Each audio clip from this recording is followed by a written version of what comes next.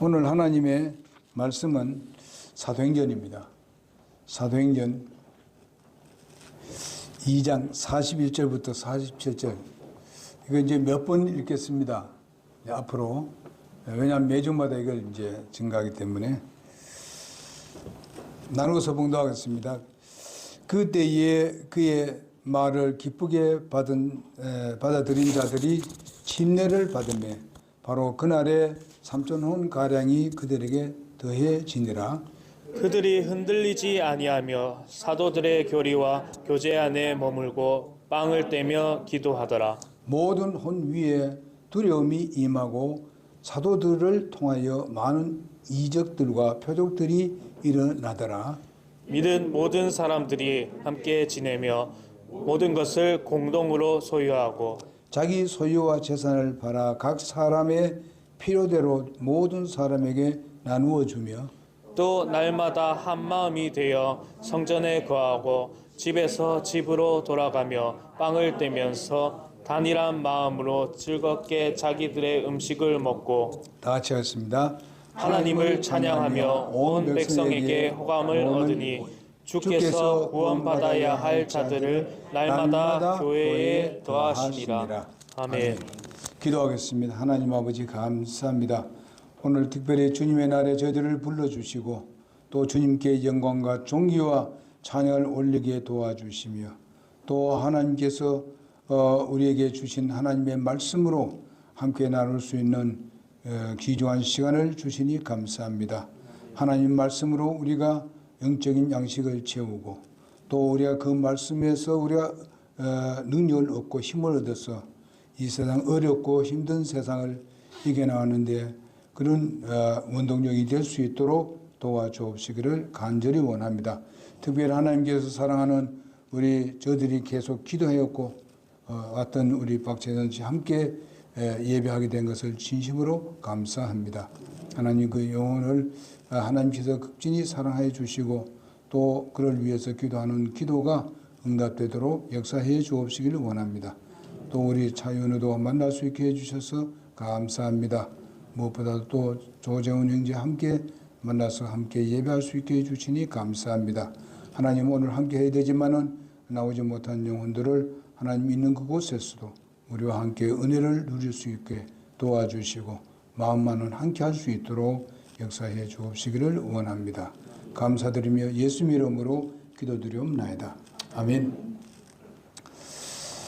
우리가 지난 그 시간에 그 교회 세운 목적, 즉 말하면 예수님께서 교회를 세우신 그 목적이 뭐냐에 대해서 말씀을 드렸는데 첫 번째로 뭔가 하면은 예배를 통해서 하나님의 임재하심을 기뻐 찬양하는 목적이 있다고 말씀을 드렸습니다. 우리는 예배는 진실된 예배를 해야 된다. 예배는 거짓으로 하는 것이 아니고 진실되게 하고 또한 올바른 예배를 해야 된다. 그래서 하나님께 예배하는 자는 바로 진실된 예배, 성령과 진리로 예배해야 된다. 진리와 성령으로 영으로 예배를 해야 된다. 그렇게 말씀을 하고 있습니다. 그럼 어떻게 그 예배를 드려야 하는가에 대해서 지난 시간에 하나님의 이름을 높이며 찬양으로 해야 한다. 그렇게 말씀을 드렸습니다. 초대교회에 오늘 본문 말씀은 초대교회의 교회 형태를 잘 말씀해 주고 있습니다. 그러면서 한 가지 여러분들에게 설명해야 될 일이 있는데 이제 그 믿는 모든 사람들이 45절입니다. 자기 소유와 재산을 팔아 각 사람의 필요대로 모든 사람에게 나누어 주며 이렇게 했습니다. 이 당시에 이런 것을 우리가 잘못 오해하는 사람들이 이제 이런 사상 때문에 여러분에게 뭐가 생기는가 하면 공산주의가 생기게 된 것입니다. 그렇기 때문에 이것이 아니고 이때에 각 처에서 이제 경비하기 위해서 오순절 날에 되면은요, 우리나라가 뭐 이제 광복절이라든지 뭐 이렇게 우리 나라 명절 있지 않습니까? 이럴 때마다 이제 모이는 같이 있는데 이때는요, 이스라엘 백성들은 각 나라에 많이 흩어져 있었습니다. 그래서 성전에 와서 이 오순절을 지키게 되었습니다. 6월도 그때 와서 지켰고요. 이렇게 지킬 때에 많은 백성들이 들어왔습니다. 그래서 하나님 앞에 경배를 드리고 이렇게 했는데 여기에 갑자기 무슨 일이 생겼는가 하면은 성령 충만함이 내려졌습니다. 누구에게? 바로 예수님의 제자들에게 충만함이 내려졌습니다. 그래서 그들이 그때의 하나님 말씀을 전개해서 수많은 사람이 구원을 받고 그 다음에 하루에 3,000명이 구원받아서 저들이 어떻게 했습니까? 침례를 받았어요. 이런 사건이 벌어지니까 저들이 자기 나라로 가려고 하지 않습니다. 자기가 있었던 그 외국의 나라에 가기를 원치 않아요. 이제 그걸 좀 더 듣고 싶고 그 말씀을 듣고 싶어서 원치 않으니까 근데 그 사람들이 이제 가져왔던 모든 것은 이제 다 이제 써버리고 이제는 아무것도 없습니다. 이런 사람들에게 누가 어떻게 되느냐? 그때에 이스라엘 나라에 있었던 교회 성도들이 자기의 것을 때로는 팔아서 그들에게 필요를 채워주고 이렇게 했었습니다. 이거는 당분간 그러니까 잠시 있었던 이야기지. 여러분 이거는 이제 하나님의 사랑에 대해서 섬기고 하는 것을 나타내 보여주기 위해서 하는 이야기였지. 절대로 무슨 것을 팔아 다 바치게 되고 이런 것이 아닙니다. 예. 그래서 이것을 잘 모르는 사람들이 있는데 그래서 서로 뭐 같이 팔아서 같이 나누어 주고 이렇게 사는 게 안 좋으냐 뭐 이런 식으로 이제 해가지고는 이제 공산주의가 바로 그것부터 시작되었습니다. 여러분들 아시다시피 막스 같은 이런 사람들도 전부 다 원래 옛날에 교회 천주교에 다니던 사람들입니다. 그렇기 때문에 그런 걸 잘못했습니다. 뭐 이렇게 나누어 주고 함께 같이 벌어가지고 같이 나눠 먹고 뭐 이렇게 하는 것으로 얘기했는데 그것은 잘못입니다. 이것은 결코 저들이 오해하게 자기의 사상을 정립시키기 위해서 이런 얘기를 한 것이지 결코 아니라는 것을 알아야 됩니다. 하나님은 결코 그런 분이 아니십니다. 자기가 스스로 열심히 일해가지고 자기가 살아가야 되는 겁니다.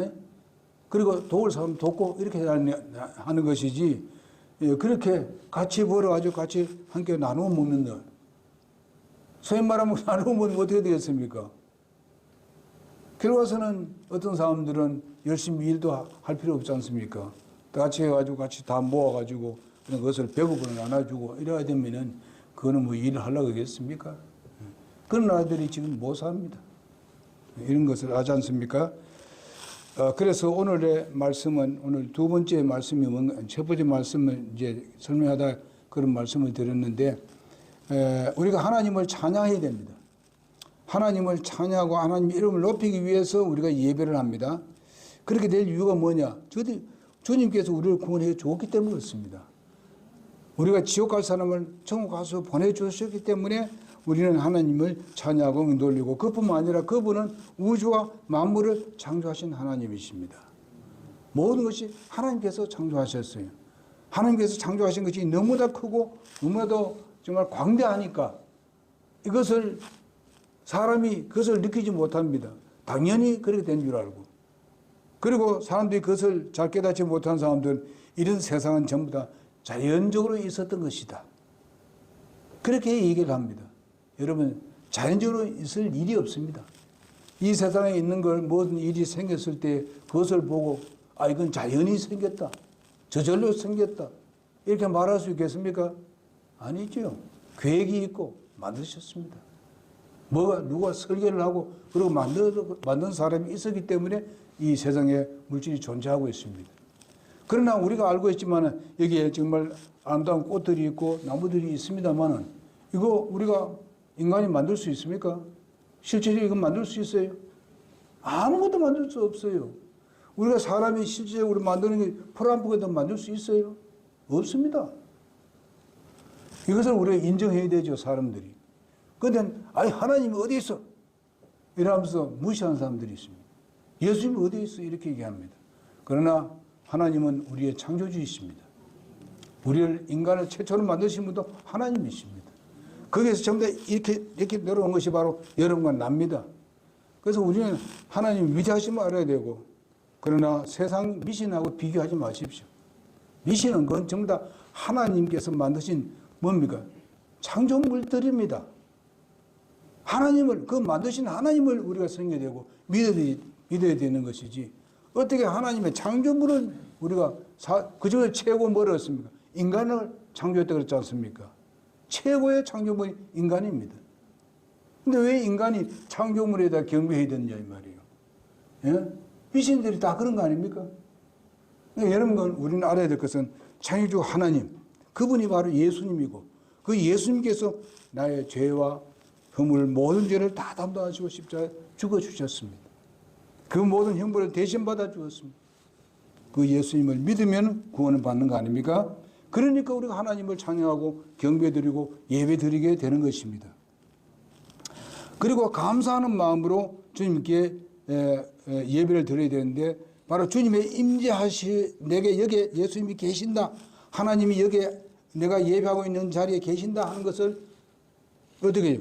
그것을 임재를 기뻐하는 그런 것이 바로 예배다. 그 다음에 세 번째로 보면 바른 태도로 말씀을 받아야 된다. 말씀을 받을 때 우리가 하나님의 말씀을 하나님의 말씀으로 받아야 되고 사람의 말로 받지 말라고 말씀했습니다. 그 다음에 네 번째로 참된 기도를 할 때에 거기에 진정한 기쁨이 나오게 된다는 말씀을 드렸습니다. 그 다음에 오늘 두 번째로 말씀은 무엇인가 하면은 교회의 존재 목적은 바로 전도를 통해서 하나님의 말씀을 전달하기 위함입니다. 교회 세운 목적이 그게 사도들의 가르침을 받았다고 42절에 분명히 말씀하고 있습니다. 그들이 흔들리지 아니하며 사도들의 교리와 교제 안에 머물고 빵을 떼며 기도하더라, 이렇게 말씀해 주고 있습니다. 여기 보니까 이제 전도는 바로 무엇보다도 자신이 말씀을 통해서 마음에 영접을 함으로 인해서 구원을 받게 되게 되고 구원의 확신을 가져야만이 전도할 수 있는 조건이 이루어지는 것입니다. 구원받지 못한 자는 바로 전도를 할 수 없습니다. 해봤자 능력이 나타나지 않습니다. 그러나 생명이 생명을 낳고, 그러나 죽은 영혼이 죽은 영혼을 살릴 수가 없습니다. 그래서 구원의 확신을 가져야만이 전도의 효과가 나타날 수가 있습니다. 그래서 우리는 구원받은 사람들이 전도하러 가는 것은 당연한 것입니다. 그래서 먼저 초대교회같이 말씀을 우리가 증가하는데, 이 말씀을 예수님으로 우리가 믿어야 되는 거예요. 그 말씀을 마음에 영접을 할 때에 예수님을 영접하고 또 그분을 경외하게 되는 것입니다. 그래서 요한복음 1장 12절에 보니까 예수님의 아들, 그분 하나님의 아들 예수님을 영접하면은 하나님의 자녀 된다고 말씀했고, 3장 16절에 보면은 하나님을 믿는 사람은 영존한 생명을 얻는다고 말씀해 주었습니다. 그러고 난 뒤에 이런 말씀을 증거했을 때에 영혼이 거듭난 놀라운 역사를 보는데, 여러분 그 요한복음 4장에 보게 되면 25절에서 30절에 보게 되면은 거기에 사마리아 여인이 나옵니다. 사마리아 여인은 예수님을 몰랐습니다. 그러나 예수님을 만나서 그의 죄를 회개하고 예수님을 영접하게 되었습니다. 그 사마리아 여인은 바로 율락 여성입니다. 그는 정말 예수님께서 그에게 말했을 때에 그의 죄를 지적했을 때, 정말하면 영생수를 얘기했을 때에 이것을 먹으면 영원히 목마르지 않는다 얘기하니까, 그러면 그 물이 어디에 있는지 나를 좀 주십시오. 그런데 그 물을 먹는 사람은 바로 자기 배에서 생수가 흘러나온다, 그렇게 말씀을 하니까 그 물을 먹겠다는 겁니다. 달라는 겁니다. 그런데 그 물이 뭡니까? 예수님의 생명이신 영원한 생명을 말하는 것입니다. 성령이 우리 안에 들어와서 영원한 생명을 주시는 생명수를 말하는 것인데, 그는 뭡니까? 실제로 마시는 그 물인 줄 알고 얘기하고 있습니다. 기적적인 그런 물을 줘서 내가 이곳에 와서 이제 물길로 오지도 않도록 해달라고, 한번 먹으면 목이 안 가라는 그런 물을 달라고. 세상에 그런 물이 어디 있겠습니까? 그러나 오직 예수 그리스도의 그러한 영생수 생명은 바로 우리에게 목마름이 없습니다. 영적 목마름이 없다는 것입니다. 이런 그 생명을 주겠다고 얘기했습니다. 이렇게 했을 때에 여러 가지 이 사마리아 여인이 얘기를 합니다. 자기가 이 문제를 달라 했을 때 예수님 뭐라 말했습니까? 바로 네 남편을 데려오라 했습니다. 남편을 데려오라는 말이 뭐겠습니까? 그 여인의 죄를 하나님께서 먼저 해결해야만이 영생을 얻을 수 있다는 것입니다. 회개해야 된다는 것입니다. 그래서 그 여인이 뭐라고 했습니까? 나는 남편이 없다. 이렇게 했습니다. 예수님이 그걸 인정했습니다. 왜? 네 남편이 5인 있었다. 네가 현재 관계하고 있는 여자, 그 남자도 그거는 네 남편이 아니다. 네 말이 맞다. 이렇게 얘기했습니다. 그러나니까 당신은 그 대언자입니다. 이렇게 해야 합니다. 그러니까 이 말은 대언자나 이 메시아만은 알 수 있는데 다른 사람 아무도 모르고 있는데 왜 당신이 그렇게 알 수 있느냐? 당신 나하고 교제도 한 적도 없고 정말 내 그 사생활을 전혀 모르는 사람들 어떻게 그래 알 수 있느냐? 이런 거죠.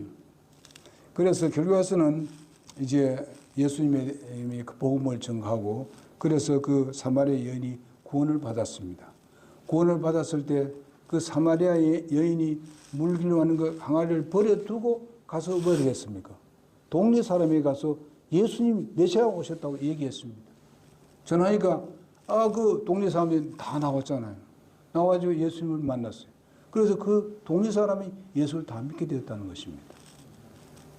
여러분 이걸 보세요. 사마리아 여인은 그 악한 짓을 했고 정말 그 죄를 범했습니다만은 그러나 그가 죄를 회개하고 거기 가서 그 예수님에 대해서 전도했을 때에 그 동네 사람들이 그 여자의 말을 인정을 하고 들었어요. 받아들였어요.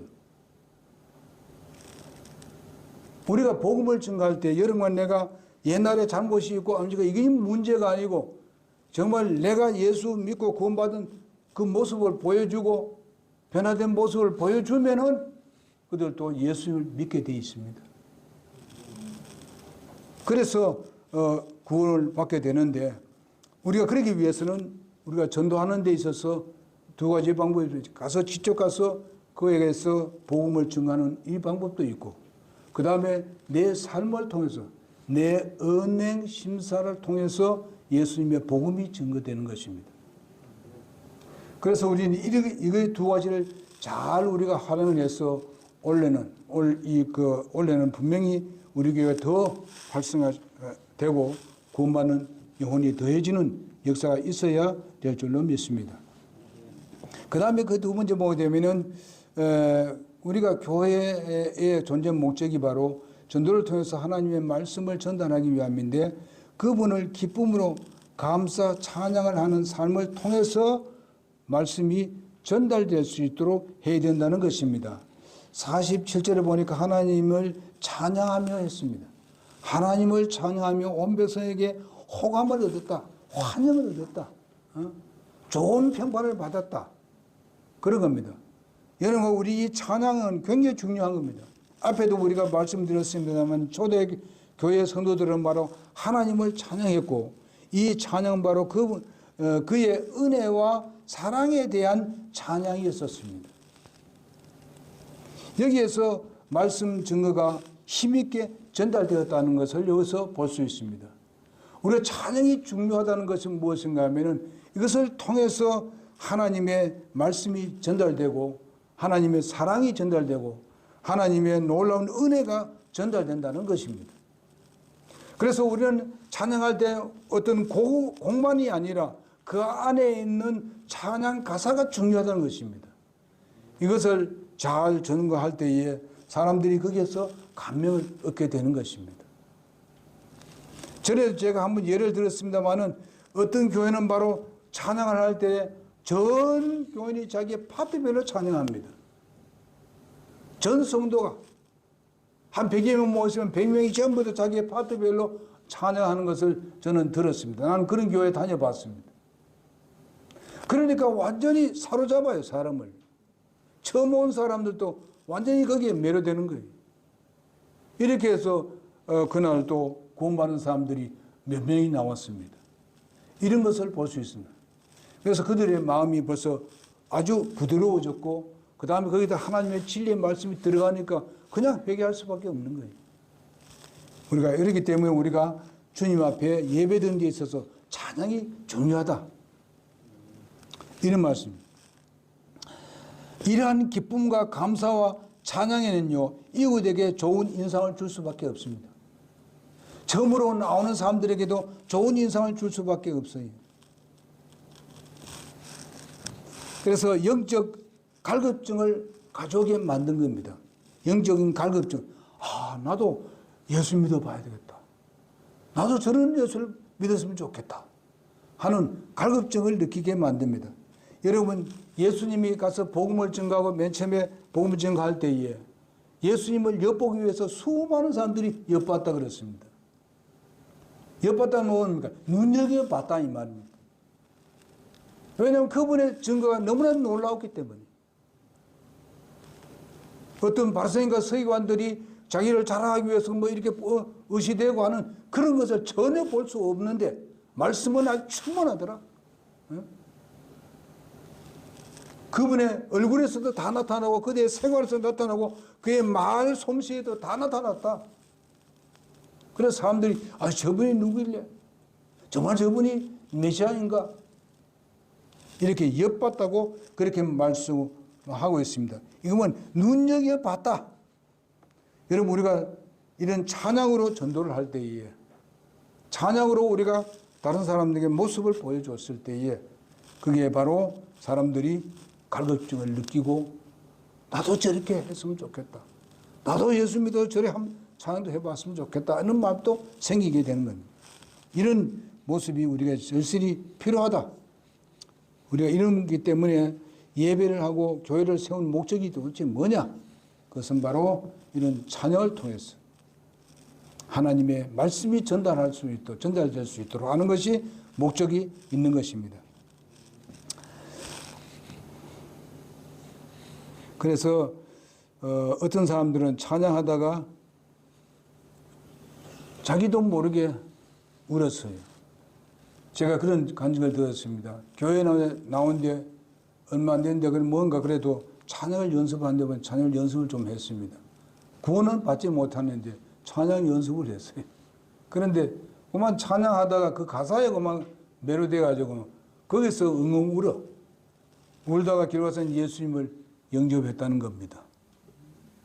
그 가사에 그냥 완전히 자기가 죄인을 알고 회개하고 예수님을 영접해서 그가 지금도 주님을 잘 섬기고 있습니다. 열심히 섬기고 있습니다. 이런 것을 우리가 볼 수 있습니다. 그래서 우리가 찬양할 때 그냥 뭐 하는 거니까 한다. 뭐 나와서 하라 그러니까 한다. 이렇게 하지 마시고 정말 우리가 주님을 기쁘게 드리는 그런 마음.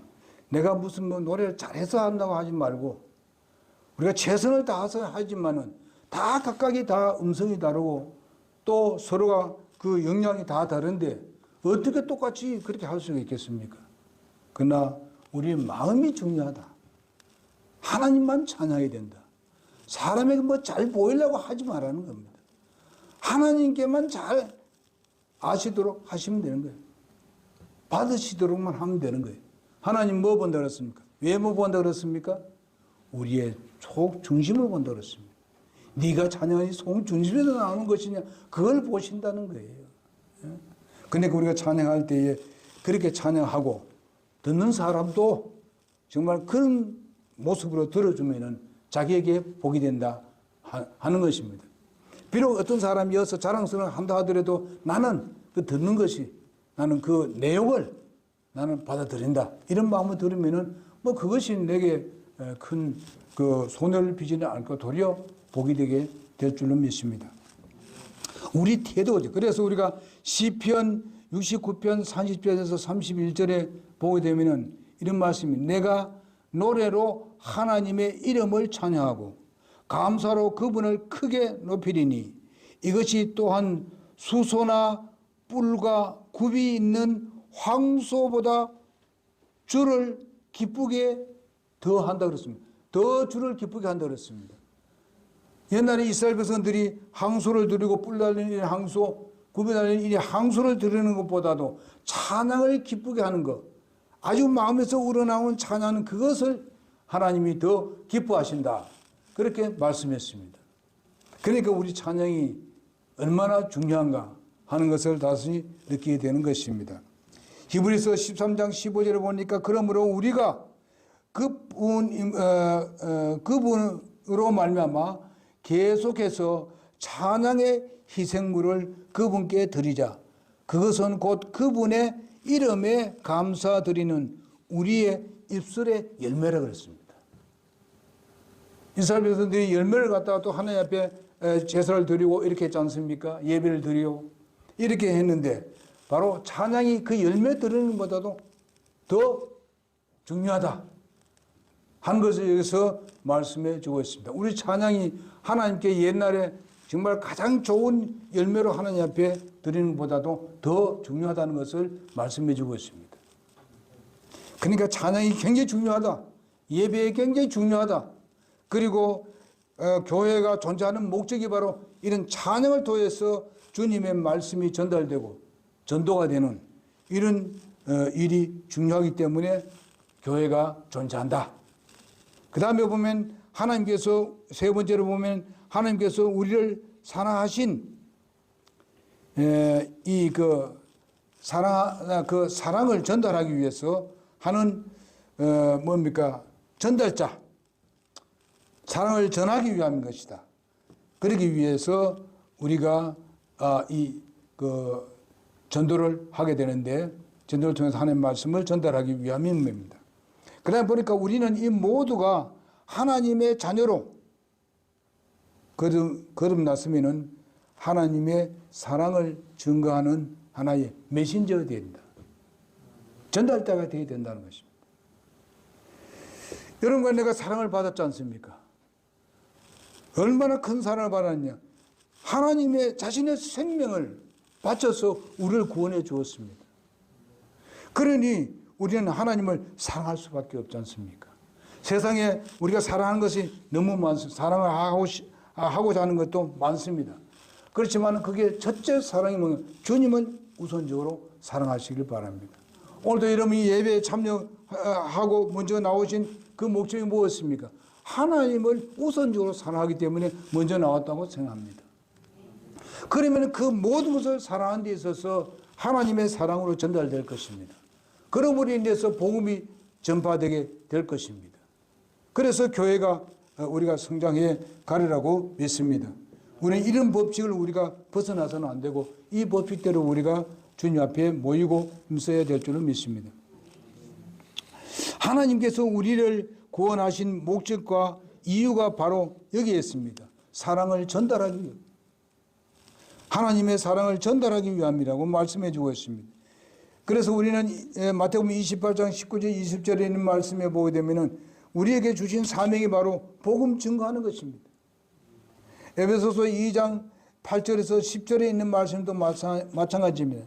너희가 믿음을 통해 은혜로 구원을 받았나니 이것이 너희에게서 난 것이 아니에요 하나님의 선물이라고 말씀하고 있습니다.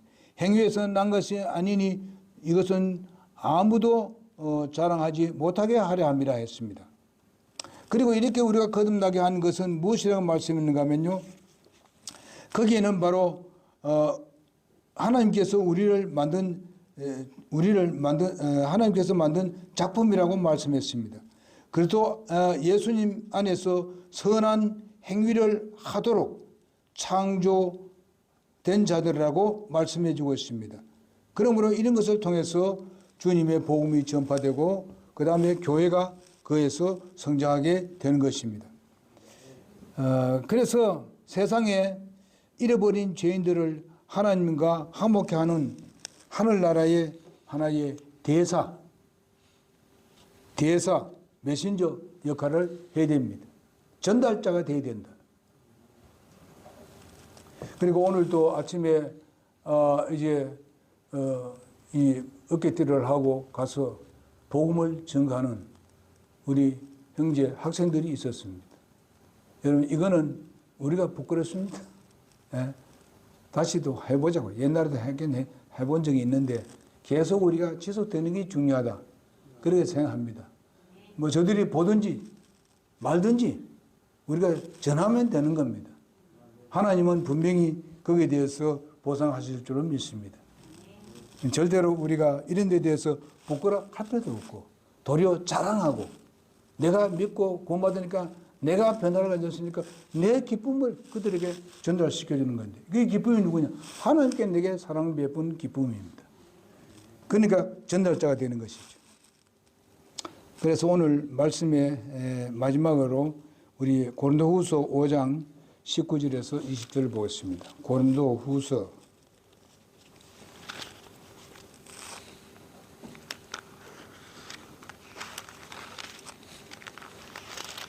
5장 19절에서 20절을 보겠습니다. 다 같이 보겠습니다. 시작. 곧 하나님께서 그리스도 안에 계시사 세상을 자신과 화해하게 하시며 그들의 범법을 그들에게 돌리지 아니하시고 화해하게 하는 말씀을 우리에게 맡기셨느니라. 그런즉 하나님께서 우리를 통해 너희에게 간청하시는 것 같이 이제 우리가 그리스도를 위한 대사가 되어 그리스도를 대신하여 너희에게 간구하노니 너희는 하나님과 화해하라. 대사, 그리스도의 대사, 하나님의 나라에서 우리를 파송한 대사 같은 그런 역할을 해야 되는데 대사는 그 나라의 모든 것을 선전하고 다른 나라에 선전하고 우리나라를 정말 뭐라 할까요? 이렇게 좋게 선전하는 그 사람이 바로 대사 노릇입니다. 우리나라의 일들을 다른 나라에서 보여주는 그런 일들을 하는 것이 바로 대사 역할인데 우리는 하나님 나라의 것을 이 세상에 믿지 않는 사람들에게 잘 보여서 저들이 구원받아서 하나님의 나라에 함께 들어가는 그런 놀라운 영광을 볼 수 있는 그런 여러분과 내가 되기를 바랍니다. 기도하겠습니다.